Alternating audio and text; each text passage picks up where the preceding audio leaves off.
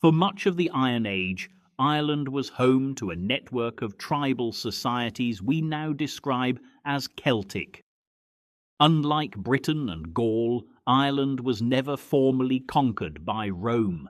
While Roman forces occupied southern Britain from the 1st century AD, Ireland remained outside imperial control, developing along its own political and cultural path.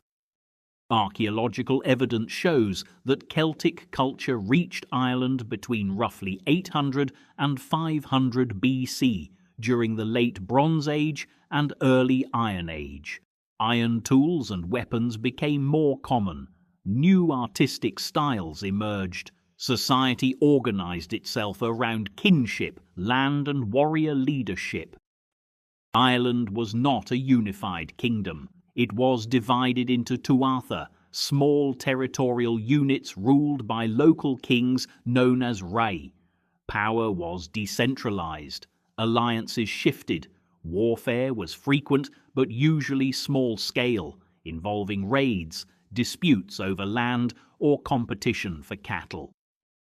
Cattle were the primary measure of wealth. Land supported livestock. Status depended on reputation. A man's honor could determine his standing in law and in war. The Celtic warrior held a central place in this system. Irish warriors typically carried long iron swords designed for slashing, not thrusting. They used oval or round wooden shields, sometimes reinforced with metal bosses. Spears were common, versatile and deadly at both range and close quarters. Helmets appear in parts of Celtic Europe, though evidence in Ireland is more limited. Most protection likely consisted of layered clothing, cloaks and leather. Elite warriors trained from youth. Some joined war bands known as fianna, semi-independent groups who lived by hunting, raiding and military service.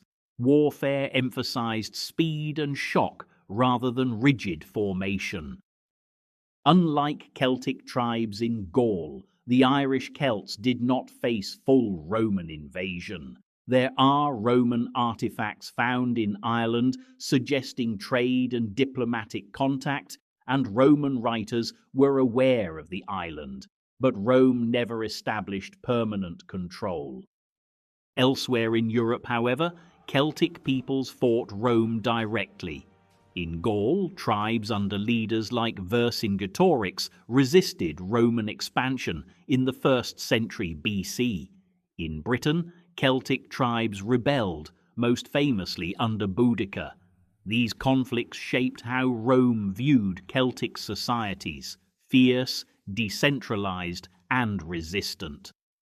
Ireland's isolation meant it avoided direct Roman military suppression. As a result, many aspects of pre-Roman Celtic culture survived longer there than elsewhere. Daily life in Celtic Ireland revolved around farming and kinship. Most people lived in rural settlements, working land that had been cleared and cultivated for generations.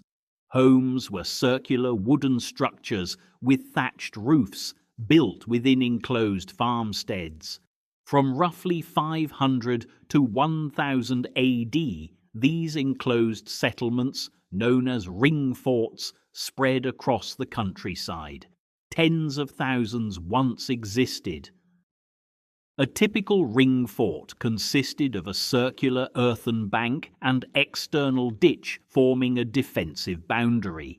Inside were one or more roundhouses, storage structures, workshops, and animal pens. Livestock were brought inside at night for protection. These were not castles. They were fortified farmsteads, practical responses to a world where raids were common and authority was local. Some larger ring forts belonged to regional elites. A smaller number of elite dwellings were built as crannogs, artificial islands constructed in lakes, accessible by narrow causeways. Law in Celtic Ireland was governed by what we now call the Brehon laws. These legal codes regulated contracts, marriage, inheritance, injury compensation, and social hierarchy. They reveal a structured and nuanced society far from chaotic tribalism. Religion and worldview were deeply embedded in landscape. Long before the Celts arrived, Ireland had already been marked by monumental construction. One of the most significant sites is Newgrange, built around 3200 BC. This Neolithic passage tomb predates Celtic culture by more than 2 millennia. It consists of a massive earthen mound containing a narrow stone passage aligned precisely with the winter solstice sunrise. Each year, light enters through a roof box and illuminates the inner chamber. By the time Celtic society developed in Ireland, Newgrange was already ancient. Over centuries, such sites became incorporated into later mythological traditions and associated with supernatural beings and the otherworld. Over time, monuments like Newgrange were reimagined within Celtic belief systems. They were no longer simply ancient tombs. They became seed, sacred mounds believed to be entrances to the otherworld. In Irish mythology, these mounds were said to be the dwelling places of the Tuatha De Danann, a supernatural race who ruled Ireland before the arrival of mortal peoples. According to later medieval texts, when the Tuatha De Danann were defeated, they did not vanish. They retreated beneath the earth into these ancient mounds, continuing to exist in a parallel realm. The physical presence of these structures shaped belief. Massive, precisely built, and aligned with celestial events, they stood as proof of a powerful and mysterious past. For the Celts, they were not ruins, they were thresholds. Such places were thought to be points where the boundary between worlds was thin. Certain times of year, particularly during festivals like Samhain, were believed to heighten this connection. Spirits could pass through. The living might encounter the unseen. Knowledge of ritual and tradition was preserved by the Druids. They acted as intermediaries between the human world and the divine. Their authority extended into legal disputes, diplomacy, education, and ceremony. Though much of what we know about them comes from later sources, their presence in early Irish society appears to have been significant. Daily life, however, remained grounded in survival. Yet even in a world shaped by cattle wealth, kinship bonds, and seasonal rhythms, quiet changes were stirring beneath the surface. The same networks of Tuatha and sacred landscapes that once anchored Druidic authority would soon provide fertile ground for a different kind of spiritual power. In the 5th century AD, Ireland entered a new phase with the gradual spread of Christianity. Traditionally associated with St. Patrick, the new religion did not immediately replace older traditions. Instead, it adapted to existing structures. Monasteries became centres of literacy and learning. Irish monks copied manuscripts, preserved classical texts, and developed a distinctive artistic style. Works such as the Book of Kells combined Christian scripture with elaborate interlaced patterns rooted in earlier Celtic art. The warrior culture persisted alongside this spiritual transformation.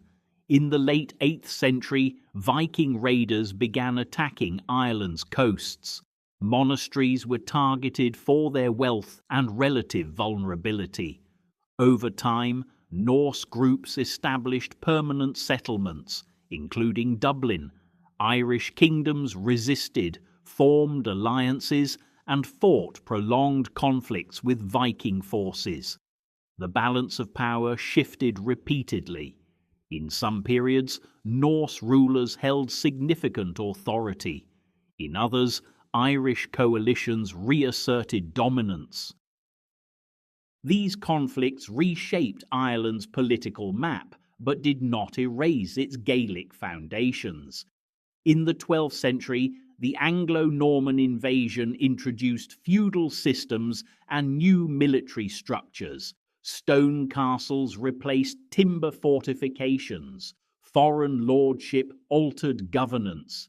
Yet the cultural identity shaped during the Celtic period endured. Language, mythological cycles, legal traditions, and social frameworks persisted through centuries of change. The Celts of Ireland did not build vast imperial monuments or leave behind written chronicles from their earliest centuries. What they built instead was continuity, a society anchored in kinship, a warrior ethos tied to honor and land, a spiritual worldview that saw ancient monuments not as relics, but as living gateways. Their legacy was not carved into empire. It was embedded in landscape, story, and identity.